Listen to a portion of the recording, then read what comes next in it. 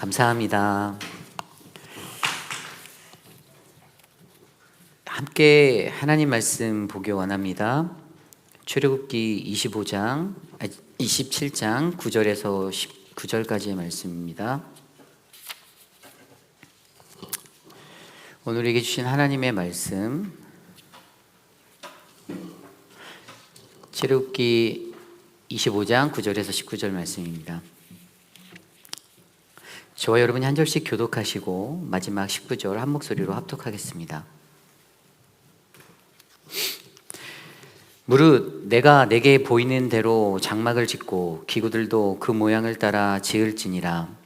그들은 조각목으로 궤를 짜되 길이는 2규빗 반, 너비는 1규빗 반, 높이는 1규빗 반 되게 하고, 너는 순금으로 그것을 싸되 그 안팎을 싸고 위쪽 가장자리로 돌아가며 금테를 두르고 금고리 넷을 부어 만들어 그 네 발에 달되 이쪽에 2고리 저쪽에 2고리를 달며 조각목으로 채를 만들어 금으로 싸고 그 채를 궤의 양쪽 고리에 꿰어서 궤를 매게 하며 채를 궤의 고리에 괸 대로 두고 빼내지 말며 내가 내게 줄 증거판을 궤 속에 둘지며 순금으로 속죄소를 만들되 길이는 2규빗 반, 너비는 1규빗 반 되게 하고 금으로 그룹 둘을 속죄소 뒷끝에 쳐서 만들되 한 그룹은 이 끝에 또 한 그룹은 저 끝에 곧 속죄소 뒷끝에 속죄소와 한 덩이로 연결하며. 아멘. 온전한 예배자 시리즈 세 번째 말씀, 예배를 위한 준비, 성막들, 구원의 유일한 길, 예수를 안고 성화의 삶으로라는 말씀의 제목으로 말씀 나누겠습니다. 예배를 위한 준비, 성막들, 구원의 유일한 길, 예수를 안고 성화의 삶으로. 우리는 계속해서 온전한 예배자 시리즈의 말씀을 듣고 있습니다. 오늘은 그 세 번째 시간으로 성막들, 성화의 삶, 예배를 위한 준비, 구원의 유일한 길, 예수를 안고라는 말씀으로 함께 말씀을 나누어 보기 원합니다. 여러분들은 예배를 드리기 위해 준비해야 하는 것 중에 무엇이 있다고 생각하십니까? 오늘 우리는 각자의 자리에서 또 이곳에서 예배 드리고 있는데, 과연 여러분들은 무엇을 준비하고 이곳에 나오셨습니까? 매 주일 같은 시간 같은 장소에서 예배를 드림에도 불구하고 참으로 준비해야 할 것들이 많이 있습니다. 외적으로는 성경 찬송도 준비하여야 하고요, 또 헌금도 준비하셔야 합니다. 그리고 가장 중요한 것은 예배자로서의 준비된 마음, 그 마음이 필요합니다. 저는 오늘 이곳에서 함께 예배드리는 우리 모두가 예배자로 그렇게 준비된 모습의 예배자로 세워지기를 간절히 소망합니다. 구약시대 우리가 살펴봤던 그 성막에서는요, 대제사장을 통하여 하나님의 임재를 경험할 수가 있었습니다. 즉 하나님을 만난다라는 것은요, 그것은 바로 대제사장을 통해서만 들어갈 수 있는 그 지성소, 그 안에 1년에 한 번 대속죄일에 들어가서 그렇게 자신의 죄를 속죄받는 그러한 거룩한 귀한 시간이었습니다. 하나님께 나아가기 위해서 백성들이 준비해야 하는 것이 있는데, 그것이 바로 오늘 우리가 말씀으로 살펴보게 될 성막들의 이야기입니다. 성막들. 우리로 따지면 오늘 우리가 드리는 주일 예배 자리에 나오기 전에 우리들이 가장 먼저 해야 하는 그러한 마음의 준비들, 그것들이 있는데, 이것들이 바로 오늘 말씀에서 살펴보게 될 성막들, 성막의 문을 지나고 또 번제단을 지나고 또 물두멍을 지나게 되는 그러한 이야기들을 통해서 과연 우리는 어떠한 예배자로 해야 하는지, 성막들에 거할 때 과연 나는 누구인지를 함께 말씀으로 발견해 보기 원합니다. 오늘 우리는 이스라엘의 예배자가 성막문을 들어와 성막들이라는 곳에 놓인 번제단을 지나 물두멍에 이르는 모습들을 통해서 특히 번제단까지 나아가는 여정을 오늘 말씀 살펴보고요. 다음 주에 물두멍을 볼 텐데 번제단까지의 여정을 살펴봄으로써 온전한 예배자가 되기 위하여 이스라엘 예배자가 준비해야 하는 것이 무엇인지를 바라보고 과연 나는 어떠한 모습으로 예배를 준비해야 하는가 그것을 말씀으로 묵상해보는 시간이 되기를 간절히 소망합니다. 우선 우리 함께 그림을 하나 볼까요? 지난주에 봤던 그림인데요. 성막의 그림입니다. 여러분이 보시듯이 성막을 들어가기 위해서 저 아래에 있는 저 맨 하단에 그 성막의 문, 성막문을 통과해서 들어가야 합니다. 그 울타리로 쳐져 있는 저 성막의 주변 땅을 성막이라고 표현합니다. 저 안에 갈색으로 보이는 그 회색, 노란색, 좀 황색 비슷하게 보이는 그곳이 성막들입니다. 이 성막들은 동서 길이가 100규빗, 44.4m, 또 남북의 넓이가 50규빗, 22.2m의 직사각형 모양을 딱 가지고 있습니다. 우리나라 평수로 계산해 보면 한 315평 정도 되는 그러한 사이즈입니다. 우리의 교회로 한번 빗대어서 보면 우리 교회 이 성전 건물 외에 주차장이나 뭐 이러한 체육관 뭐 다른 그 주변에 우리 친교실 이런 장소들이 이곳에 해당할 수 있겠다라고 그렇게 생각되어지죠. 플레이그라운드도 있고요. 그렇지만 이스라엘의 성막 안에 이 안에는 무엇이 있는지 우리가 한번 먼저 생각해 보기를 원합니다.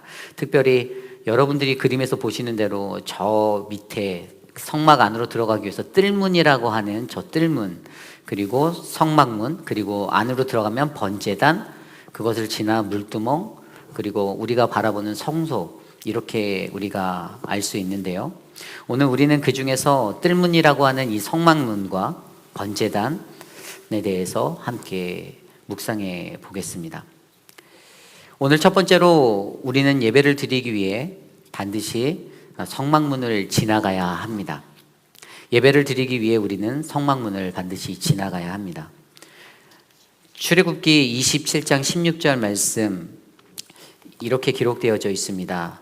뜰문을 위하여는 청색, 자색, 홍색 실과 가늘게 꼰 배실로 수 놓아 짠 20규빗의 휘장이 있게 할지니 그 기둥이 넷이요 받침이 넷이며. 아멘. 우리가 이 성막문을 생각하면 가장 먼저 드는 생각이 한 가지 생각이 있는데 그것은 왜 문이 하나일까라는 생각입니다. 앞서 우리가 살펴본 그림에서대로 좌우 동서남북 그 어디에도 여러 개의 문은 없습니다. 우리가 바라보고 있는 저 동쪽으로 나아져 있는 저 유일한 한 문, 저 뜰문, 315평이나 되는 그 넓은 장소로 들어가려면 반드시 저 동쪽에 나아져 있는 성막문을 통해서만 들어갈 수가 있습니다. 저렇게 땅이 넓은데 저 넓은 땅에 문이 하나밖에 없다라고 생각하는 것 좀 의아하지 않습니까? 그리고 그것을 왜 동쪽으로, 동쪽 방향을 향해서 유일하게 하나의 문으로만 만들었을까요? 우리는 이러한 생각들을 할 수가 있죠. 동쪽 하면 무슨 생각이 드십니까? 동쪽은 해가 뜨는 곳입니다. 그냥 연상하면 해 뜨는 곳은 동쪽이에요. 그리고 그곳은 어둠이 물러가고 밝은 새 아침을 맞이하는 장소이기도 합니다. 어둠의 세력이 떠나가고 예수 그리스도를 통하여 밝은 성령의 역사가 시작되는 곳이 바로 동쪽의 성막문입니다. 바로 세상에 오셔서 빛으로 오셔서 우리에게 임하신 그 예수 그리스도를 이 동쪽의 성막문은 나타내고 있습니다. 또한 우리가 앞서 읽었던 말씀처럼 이 성막문은 청색, 자색, 홍색, 배실로 불리는 그 흰색의 이 네 가지 색깔로 짜여진 그러한 문입니다. 그 너비가요 20규빗 정도 되는데요. 그 20규빗 정도 되는 휘장처럼 생긴 저 아래 그 나아져 있는 저 문들, 여기에 나타난 이 네 가지 색깔, 이것은 바로 예수님께서 가진 네 가지의 모습을 나타내고 있습니다. 청색은 어떤 것을 의미하냐면 청색은 하늘의 색깔로 예수님이 가지신 신성을 나타내고 있습니다. 그리고 자색은요 왕이 입는 옷의 색깔인데 왕 대신 예수 그리스도를 나타냅니다. 그리고 홍색은 피의 색깔로 주님의 당하실 고난, 그것을 상징하고 있습니다. 그래서 이 땅에 종이 되어 오신 예수님을 나타내고 합니다. 또 배실이라고 불리는 이 흰색 실은 아무 흠없고 순결하신 거룩하신 예수님을 상징하고 있습니다. 의인 되신 예수님을 나타내는 것이죠. 이처럼 성막문 전체가 온통 예수 그리스도의 모습을 우리에게 나타내주고 있습니다. 왜일까요? 성막문은 이스라엘 백성이 하나님께 나오는 유일한 길입니다. 우리에게 말미암아 설명해 주는 것은 구원에 이를 수 있는 유일한 길임을 우리에게 강조하고 있습니다. 우리가 구원을 얻기 위해서는 무엇을 해야 하죠? 우리는 그냥 믿기만 하면 됩니다. 이것을 신학적인 용어로는 칭의, justification이라고 얘기하죠. 이 칭의, 믿기만 하면 되는 거. 로마서 10장 9절에서 11절 말씀에는 이렇게 나와 있습니다. 내가 만일 내 입으로 예수를 주로 시인하며 또 하나님께서 그를 죽은 자 가운데서 살리신 것을 내 마음에 믿으면 구원을 얻으리라. 사람이 마음으로 믿어 의에 이르고 입으로 시인하여 구원에 이르노니라. 아멘. 11절 말씀에는 또 그렇게 나와 있죠. 11절입니다. 성경에 이르되 누구든지 그를 믿는 자는 부끄러움을 당하지 아니하리라 하니. 아멘. 칭이란 바로 이런 것입니다. 우리가 그분을 믿기만 하면 값없이 얻을 수 있는 것. 성막문은 이러한 믿음의 구원을 받을 수 있는 시작점이라고 그렇게 설명합니다. 우리가 속한 이 기독교라고 하는 이 종교는 오직 우리가 믿는 대상 예수 그리스도에 의해서만 구원을 얻을 수 있다라고 선포합니다. 그 진리를 외치죠. 그 진리는 불변의 법칙입니다. 이것은 교회에 처음 나왔던 50년 이상 그 인생의 이상을 다녔어도 동일하게 적용되어지는 불변의 법칙입니다. 구원에는 절대로 다른 길이 없습니다. 오직 예수 그리스도를 믿는 믿음으로 구원을 얻을 수가 있습니다. 우리는 교회에 다니면서 다른 곳에 구원을 있다고 말할 수가 있습니까? 그렇게 말할 수 없죠. 안 됩니다. 바로 이 동쪽에 위치한 이 성막문, 그러한 그 성막문이 구원의 문이고 길, 진리 되신 예수 그리스도를 나타내어 주고 있습니다. 그리고 이 성막문을 좀 더 자세히 살펴보면요, 그 문은 모든 이들에게 열려져 있습니다. 성막 동쪽에 나와 있는 약 이 9m 정도 되는 이 문, 상상해 보십시오. 가로 9m면요 굉장히 넓은 겁니다. 문이 9m나 되는 거예요. 사이즈가. 제 키가 1m 65cm인데 저 같은 사람 5명 반은 누워야지 9m가 됩니다. 그때 그 넓은 문으로 성막 뜰로 들어갈 수 있는 사람은 제사장뿐만이 아니고 레위인뿐만이 아니고 일반인 모든 이들이 다 들어갈 수 있었다라는 사실입니다. 그렇게 성막의 동쪽의 저 문, 하나님께서는 그곳에서 언제나 죄인을 맞으시기 위하여 준비하고 계시고 항상 그 넓은 문을 열어두고 계셨습니다. 이것은 예수 그리스도를 통하여 하나님께 나아가는 자는 누구나 구원을 얻을 수 있고 또한 전혀 차별이 없는 그러한 구원에 이를 수 있다는 것을 우리에게 알려줍니다. 요한복음 10장 9절 말씀에 이렇게 기록되어져 있습니다.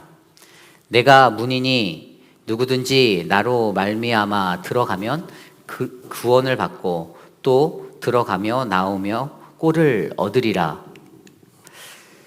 요한복음 14장 6절 말씀에도 이렇게 기록되어져 있습니다. 예수께서 이르시되 내가 곧 길이요 진리요 생명이니 나로 말미암지 않고는 아버지께로 올 자가 없느니라. 아멘. 그러기에 하나님께 나아가기 위해 유일한 길, 예수 그리스도 대신 저 성막문을 통과하는 것은 우리의 인생에서 매우 중요합니다. 그리고 우리도 죄 가운데 거하며 그 죄 사함을 받고 구원에 이르기 위해서 거룩하신 하나님을 만나기 위해서는 반드시 저 문을 통과해야 함을 믿으시기를 부탁드립니다. 거기에는 신분에 대한 귀천도 없습니다. 중요하지 않아요. 또 내가 갖고 있는 재력도, 내가 갖고 있는 학벌도 절대 중요하지 않습니다. 그냥 우리는 그저 그분을 믿고 통과만 하면 되는 것입니다. 우리가 하나님을 만나는 자리로 나아갈 때 예배하는 이에게는 구원의 확신이 있는가 없는가, 이것은 엄청난 차이를 낳습니다. 구원의 확신으로 예배할 때, 그때에는 예배가 더 감격스럽고 은혜스러운 자리가 됩니다. 그러나 구원의 확신이 없이 예배할 때는요, 그냥 예배당 한복판에 꽂아놓은 빗자루와 같이 그렇게 되는 것이죠. 이것이 얼마나 중요한 것을 저와 여러분 우리 모두가 기억하시기를 부탁드립니다. 구원의 확신을 통하여 드리는 예배는 더욱더 감격스럽고 은혜가 충만하고 하나님의 만지심이 있는 그러한 예배가 되리라 저는 믿습니다. 그리고 저와 여러분 예배하는 이 자리로 나와 예배하는 모든 이들이 바로 예배드리기 전에 그러한 믿음, 구원의 확신을 견고히 세움으로 주님이 주시는 풍성한 은혜를 누릴 수 있기를 간절히 소망합니다. 오늘 두 번째로, 예배를 드리기 위해 우리는 번제단을 지나가야 합니다. 예배를 드리기 위해 우리는 번제단을 지나가야 합니다. 앞서 성막문은 우리의 믿음에 의해 우리가 얻는 구원, 그것은 하나님의 은혜로부터 값없이 얻은 것임을 배웠습니다. 그리고 예수 그리스도를 믿는 구주로 영접한 사람들은 하나님으로부터 죄사함을 받고 의롭다함을 여김을 받는 것, 그것을 바로 아까 말씀드린 대로 칭이라고 하였다라는 것도 알게 되었습니다. 그러므로 앞서 저 성막문을 지난 사람들이 예수 그리스도를 믿는 믿음으로 구원을 얻은 백성들이라면 그들이 또 예배로 나아갈 때 거쳐야 하는 곳이 있는데 그것이 바로 번제단입니다. 성막문을 통과함으로써 구원을 받았다 하여 모든 것이 끝났다라고 생각하십니까? 그렇지 않습니다. 구원의 확신을 가졌다라고 다 된 것일까요? 구원이 완성된 것입니까? 아니요. 실제로 예수를 믿어 구원받았음에도 불구하고 세상 속에서 살면서 얼마나 많은 죄를 짓고 그렇게 살아가는지 우리가 너무나도 잘 알고 있습니다. 구원받은 인생인데 세상에 살아가는 예수 믿지 않는 자들보다 못할 때가 정말 많이 있습니다. 예수를 믿어 구원을 얻은 것이 사실이기는 하나 그것이 마지막이 아니라 시작점임을 우리는 이해해야 합니다. 이것이 바로 올바른 믿음, 구원관입니다. 그러므로 성숙한 신앙인의 삶은 믿음으로 거저받은 구원, 칭의의 자리에만 머무는 존재가 돼서는 안 됩니다. 구원은 받은 자들, 하나님의 자녀로서의 삶은 거룩한 삶을 위해 매 순간순간마다 노력해야 합니다. 이것을 신학적 용어로 성화, sanctification이라고 말합니다. 성화. 구원의 현재를 살아가는 저와 여러분들에게 필요한 모습이 바로 성화의 모습입니다.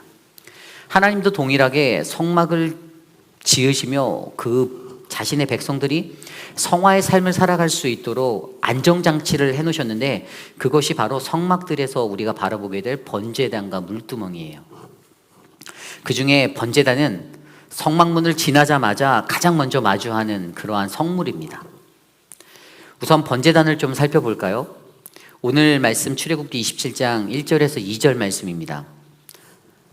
너는 조각목으로 길이가 5규빗, 너비가 5규빗의 제단을 만들되 네모 반듯하게 하며 높이는 3규빗으로 하고 그 네 모퉁이 위에 뿔을 만들되 그 뿔이 그것에 이어지게 하고 그 제단을 롯으로 싸고.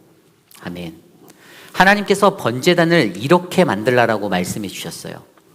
그림을 있으면 좀 보여드리고 싶은데 제가 그림이 준비가 안 됐어요. 그럼 상상을 좀 해볼까요? 방금 읽은 말씀 속에서 이 번제단을 한번 상상해 보세요. 번제단이 흙 위에 쌓여져 있습니다. 그 땅 위에 번제단을 쌓아 놓았어요. 이는 무엇을 상징하냐면 우리 예수님께서 골고다 언덕 위에서 십자가로 들려서 우리를 위해 희생 제물이 되신 그 모든 것들을 번제물이 보여주고 있습니다. 그리고 제단은 앞서 읽은 말씀대로 이렇게 지어졌죠. 가로가 5규빗, 그러면 2.22m, 높이가 3규빗, 1.33m, 2cm, 1m 33cm. 이 정도로 하면 어떨까요? 웬만한 큰 소도 그 위에서 잡아서 태울 수가 있습니다. 작은 사이즈가 아니에요. 또 번제당에 네 모퉁이에 뿔이 달려 있습니다. 근데 이 뿔은 뭘까요? 이 뿔은 자신이 가져온 짐승들, 그 번제물을 잡기 위해 사용되는 것입니다. 그 뿔은 예수님이 달리신 십자가를 상징하여 주고요. 예수님은 구원의 능력으로 그것들을 이기심을 나타내 주고 계십니다. 그러므로 이 뿔에 나타난 구원의 능력은 어떤 것이죠? 이 뿔에 나타난 구원의 능력은 모든 것들을 깨끗게 하시는 하나님의 승리입니다. 구약시대 때에요, 이러한 것이 있었어요. 죄를 지어서 목숨이 위태로운 자가요, 성전 안으로 도망갑니다. 그리고 그 성전 안에 달려있는 저 뿔로 달려가서 뿔을 잡으면 그 누구도 그를 죽일 수가 없었습니다. 열왕기상 1장에 나오는 이야기예요. 다윗의 넷째 아들 아도니아가 있어요. 근데 그가 어떻게 해요? 아버지 다윗의 뒤를 이어 자기 스스로 왕이 되고자 했습니다. 그래서 솔로몬을 대적했어요. 그런데 하나님의 선택은 누구죠? 솔로몬이었어요. 그 당시 그들에겐 왕이 즉위하면 왕위를 대적할 수 있었던 그러한 모든 적들을 다 죽일 수 있는 그런 관례가 있었어요. 그래서 아도니아가 두려워서 도망하였습니다. 어디로요? 성전 안으로 피하였어요. 그때 성소의 가장 거룩한 부분인 이 네 모퉁이로 튀어나와 있는 저 제단의 뿔을 잡았습니다. 그리고 저 뿔을 잡음으로써 그는 목숨을 건져질 수가 있었죠. 이스라엘에게 저 뿔은 그러한 구원의 능력을 나타냅니다. 그 구원의 은혜입니다. 죄까지도 용서받는. 자, 그러면 번제를 드리는 모습을 한번 생각해 볼까요? 번제를 드릴 때 죄의 사함을 받기 원하는 자가 성막문을 통해 번제단으로 가까이 나옵니다. 그리고 그의 손에는 정성껏 준비한 예물이 있어요. 여기서 중요한 것이 하나 있는데요. 레위기 1장 2절 3절 말씀입니다. 이스라엘 자손에게 말하여 이르라. 너희 중에 누구든지 여호와께 예물을 드리려거든 가축 중에 소나 양으로 예물을 드릴지니라. 그 예물이 소의 번제이면 흠없는 수컷으로 회막문에서 여호와 앞에 기쁘게 받으시도록 드릴지니라. 아멘. 번제를 드릴 때의 매뉴얼인데요. 여기서 가장 눈에 띄는 것은 제물은 반드시 흠이 없는 제물로 드려져야 한다는 것입니다. 왜일까요? 하나님께서는 거룩하신 분이세요. 출애굽 이후에 그들에게 정한 것과 부정한 것을 가르쳐 주셨죠. 그래서 늘 그것에 대해서 색이라고 말씀해 주셨어요.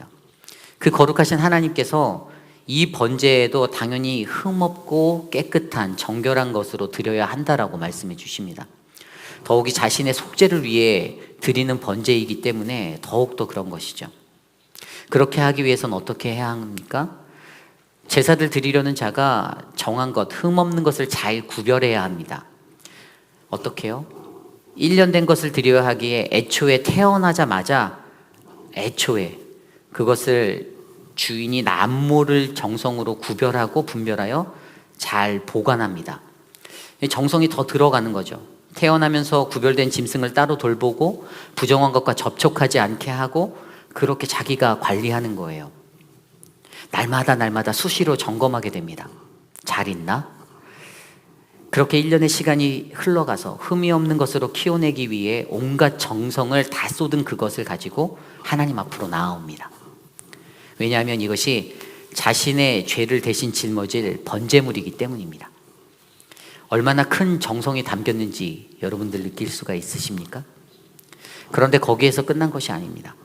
자신이 그렇게 정성 들여 가지고 나온 번제물, 소나 양을 끌고 나와 번제단 앞에 놓고 그 머리에 손을 얹고 자신의 지은 그 모든 죄를 전가시켜 버립니다. 안수함으로써. 제사장이 안수하는 것이 아니에요. 번제물을 가지고 나온 그 헌제자가 그 사람이 그 머리에 안수를 하는 것입니다. 그리고 그 후에 양은 누가 잡습니까? 그 번제물은 누가 잡을까요? 제사장일까요? 아닙니다. 번제물을 가지고 나온 사람이 잡습니다. 가져온 자가 자신이 1년 동안 정성스레 길러왔던 그 키우고 보살폈던 그 재물, 소나 양을 직접 잡는 것까지 해야 하는 것, 그 비정한 시간, 그 시간 속에서 예배자, 그 제사자는 무언가를 뼈저리게 느낄 수가 있었을 것입니다. 자신이 가져온 재물을 제단의 뿔에 묻고 그 피를 받아 제사장에게 주면 제사장이 그제서야 그 피를 제단의 사면에 뿌립니다. 제물을 가져온 사람은 그 제물의 각을 뜨고 다 자릅니다. 가죽을 벗기고 배도 가르고 내장도 꺼내고 머리도 자르고 팔도 자르고 다리도 자르고, 그러면서 자신의 마음속에 이런 생각이 들겠죠? 그 참혹한 순간에 그가 진심으로 회개했다라면 분명 배를 가르며 주님, 내 마음으로 지었던 죄를 용서해 주십시오. 손을 자르며 주님, 내 손으로 지었던 범죄함을 용서해 주십시오. 발을 자르며 주님, 내가 내 발로 지었던 것들 용서해 주십시오. 그랬을 것입니다. 제물의 몸 한 부분 한 부분을 자를 때마다 그렇게 마음의 속죄함으로, 회개함으로 죄사함의 대속을 구하며 나아갔을 것입니다. 거기에는 또 마지막 한순간이 있습니다. 제사장은 마지막으로 죄인이 각을 뜬 그 제물 전부를 번제단 위에 올려놓습니다. 그리고 불사릅니다.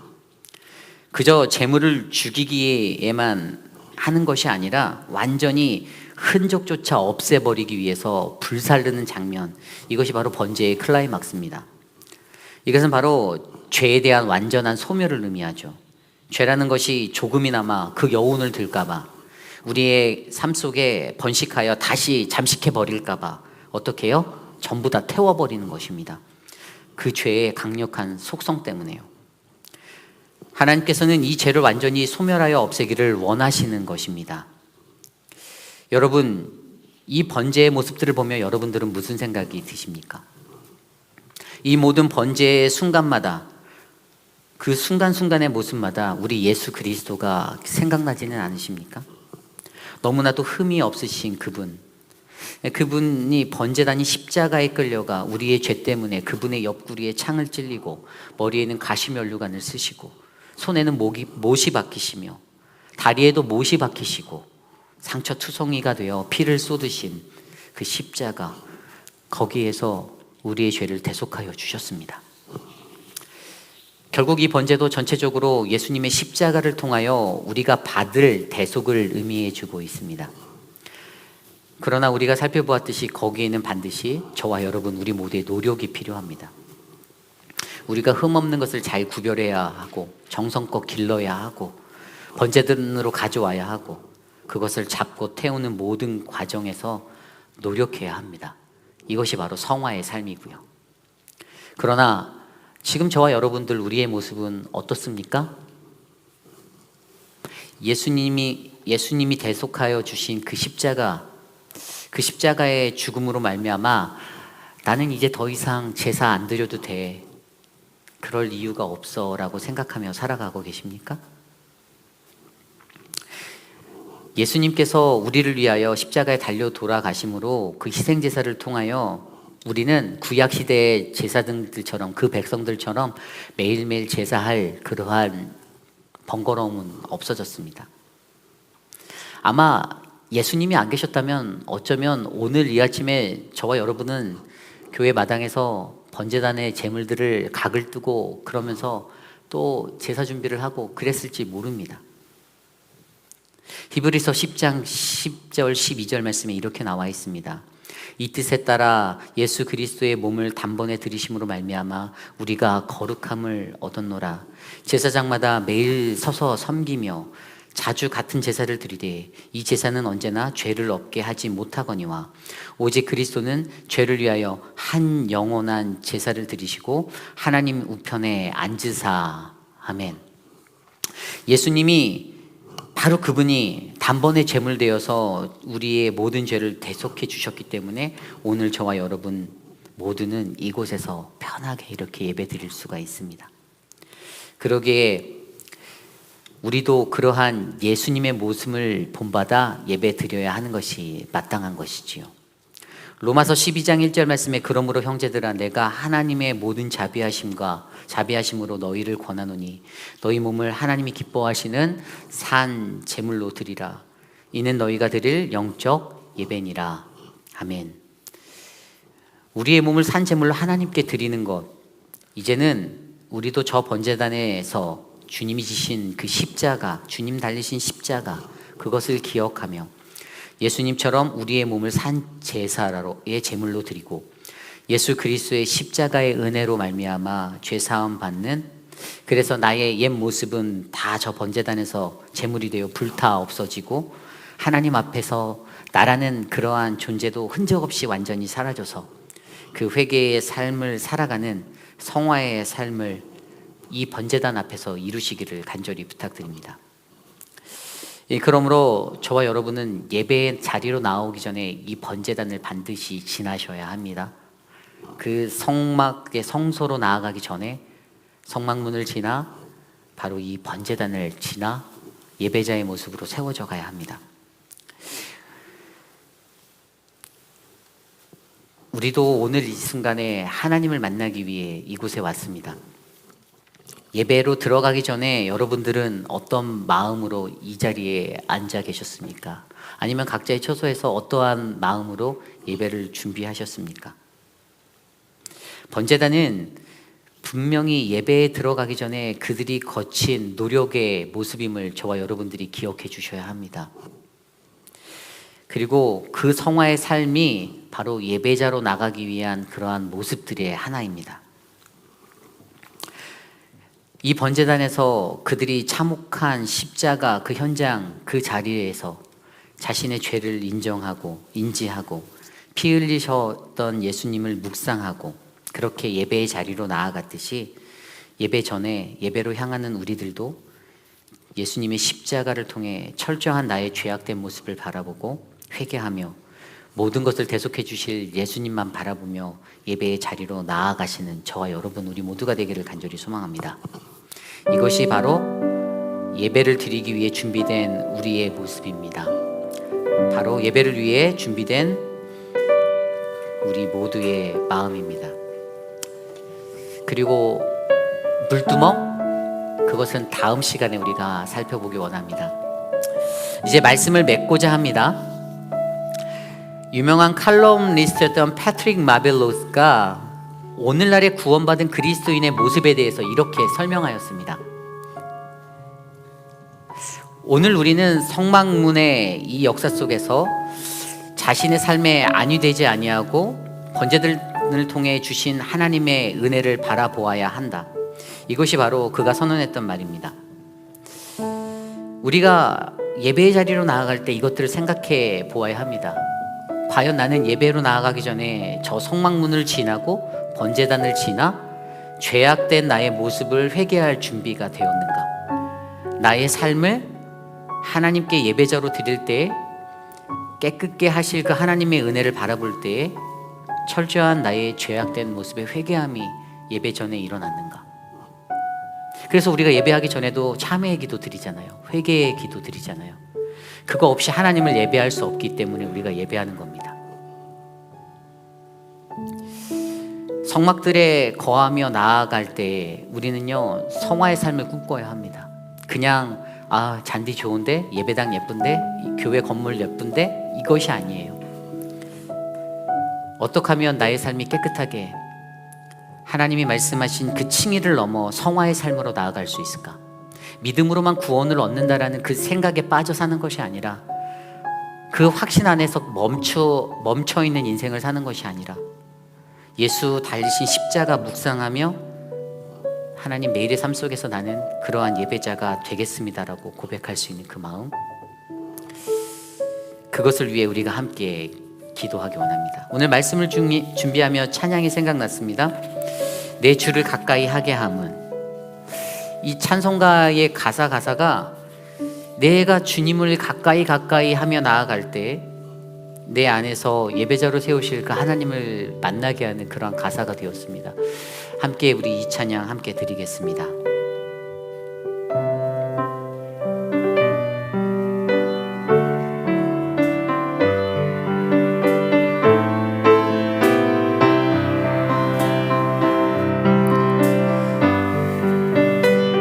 우리 고백합니다. 내 주를 가까이 하게 함은,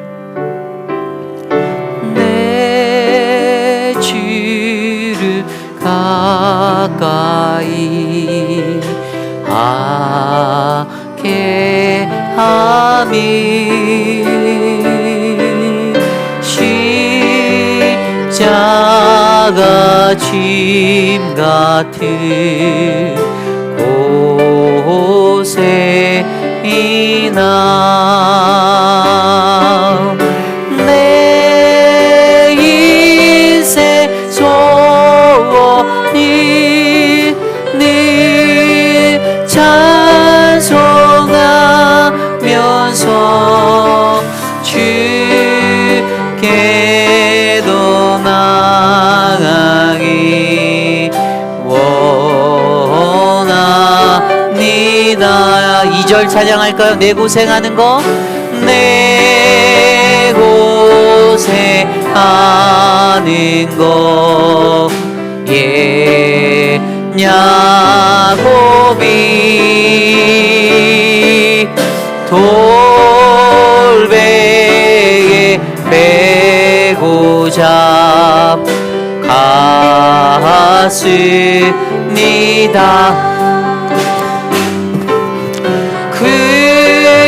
금에도 소원이 늘 찬송하면서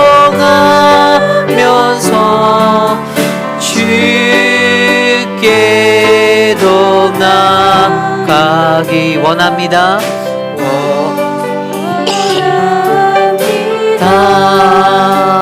천성에 가는 길, 천성에 가는 길 험하여도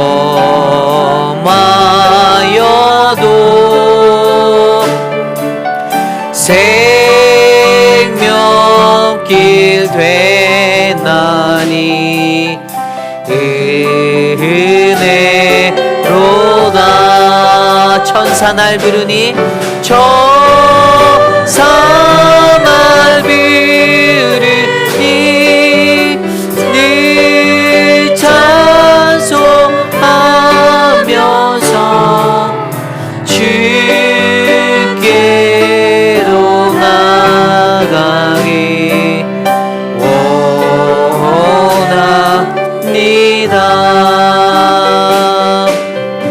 야곱 잡게요. 나는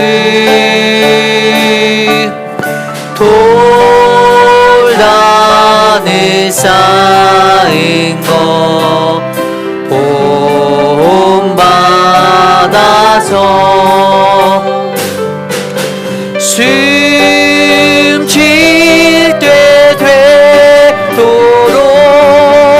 늘 찬송하면서 주께로 나가기 원합니다.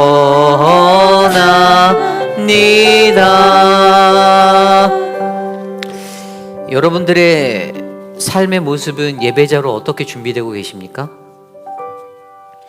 예배를 준비하기 위해서 우리는 반드시 그 성막으로 들어가기 위해 가장 먼저 성막문을 지나가야 합니다. 유일하게 나져 있는 그 예수 그리스도의 성막문을 내가 확신하지 않고서는 예배의 자리로 나오기가 힘듭니다. 그리고 그렇게 구원의 확신을 가진 모습으로 우리가 성막 안에 들어갔을 때 가장 먼저 우리가 대하게 될 그 번제단, 그곳에서 우리는 십자가에서 나를 위해 대속하신 그분의 사랑에 힘입어 내 죄를 회개하고 나의 모습을 돌아볼 그 은혜를 안아야 합니다. 과연 우리들의 모습은 그러한 예배자의 모습으로 그렇게 준비되어져 있습니까? 그러한 마음으로 예배의 자리에 참여하고 계십니까? 이 시간 함께 우리가 그러한 것들을 놓고 기도하기 원합니다. 하나님, 내가 주님 앞에 나아갑니다. 내가 예수를 확신하지 못할 때도 있습니다. 근데 예수님을 확신하며 그 구원에 확신하며 주님 예배자가 되기 원합니다. 그리고 나의 죄악된 모습들 하나님 다 주님 앞에 내려놓습니다. 그 번제단에서 활활 태워버립니다. 하나님 용서하여 주십시오. 깨끗게 하여 주십시오. 여전히 변하지 않냐는 나의 죄의 습성이 있습니까? 가시돋친 모습들이 있습니까? 내가 던지는 툭툭 던져졌던 그 말들 때문에, 나로 인해서 흘러가는 그 말들 때문에 누군가는 상처받고 누군가는 아파하고 있다는 사실들 우리가 알지 못합니까? 하나님 용서하여 주십시오. 하나님이 원하시는 그 모습으로 예배할 수 있도록 이 시간 주님께 기도하며 나가겠습니다. 하나님 도와주십시오. 우리의 삶을 지켜주십시오.